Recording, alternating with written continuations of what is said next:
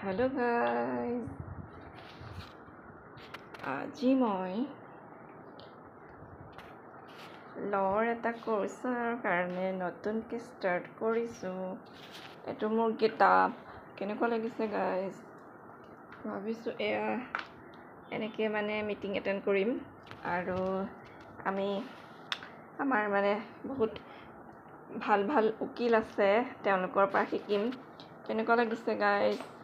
ভাবিছোঁ ক'লা ড্ৰেছ লাহে লাহে পিন্ধিম ন। উকিলবিলাকে ক'লা ব্লেক কালাৰ পিন্ধে আৰু প্ৰথম শিকি লওঁ কেনেকৈ এখন মই বহী বনাইছোঁ গাইজ। দেখুৱাব লাগিব বহী বনাইছোঁ আৰু বহীখনতে ধুনীয়াকৈ টপিক লিখিছোঁ, প্ৰফেছৰ নাম লিখিছোঁ, তাৰপিছতে কেনেকৈ মিটিং এটেণ্ড কৰিম গাইজ। মিটিং এটেণ্ড কৰি কি শিকিম, আমি টপিকবিলাক আলোচনা কৰিম, কি শিকিম আৰু কি টপিক কেনেকৈ আমাৰ নাৰী সুৰক্ষাৰ ওপৰত, ওমেন ৰাইটছৰ ওপৰত,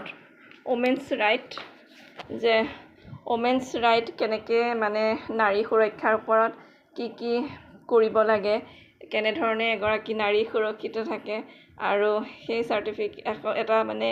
এখন যেতিয়া আমি শিক্ষাটো ল'ম তেতিয়া আমি কেনেকৈ আমি আগবাঢ়ি যাব পাৰিম।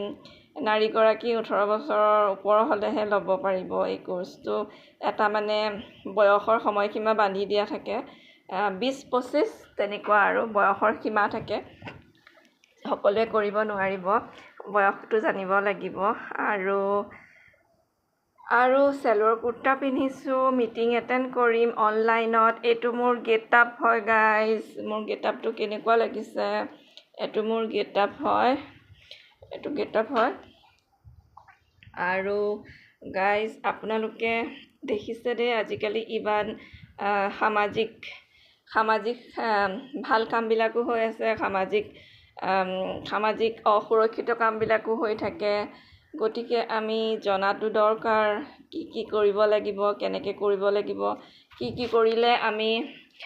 কৰিলে আমাৰ যে আজিকালি বলিউডে হওক, হলিউডে হওক, জলিউডে হওক, সকলোবিলাকে আজিকালি নাৰীবিলাক সকলো আগৰণুৱা শিক্ষিত।